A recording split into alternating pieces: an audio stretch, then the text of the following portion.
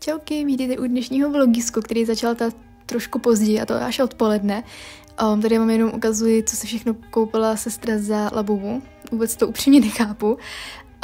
Tady vám ukazuji můj fitík, jelikož jsme se se ségrou rozhodli, že půjdeme do místních stájí a podíváme se tam na koníky a pomůžeme jim. Tady vám chci ukázat, co jsem se zbalila do batohu. Mám tam pamlsky pro koníky, pití a peněženku, takový klasický věci, které se sebou vždycky beru.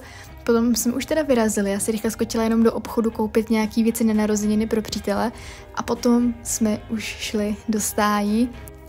Tady už jsme pak přišli ke stájím a pozdravili jsme Nefrise, což tento hafling, je to kůň tady pana majitele těch stájí. Rozhodli jsme se, že ho vyčistíme, takže jsme ho vyčistili a taky jsme mu vyčesali hezky hřívu a šli se podívat do stájí, kde jsme narazili na tyto kočičky, které se tam takhle vyhřívali na sluníčku a odpočívali.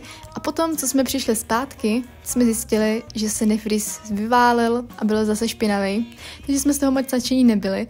A potom jsme šli odvést koně do stáje. Bylo jich tam docela dost, mám tady jenom pár záběrů, tady můžete vidět třeba zrovna jenom jednoho z nich, což mimochodem je největší kůň tady u nás v stáji. A pak jsme se rozhodli, že už půjdeme domů, jelikož jsme měli naši plány, bylo asi nějak 5:45, takže jsme se pomalu chystali domů.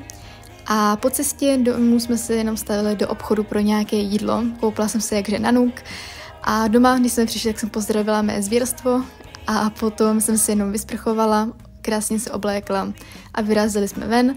Potom jsem, tady mám ukazuji olejček, můj oblíbený. Tady co mám v mé tašce, je tam docela bordela, tak co si budem.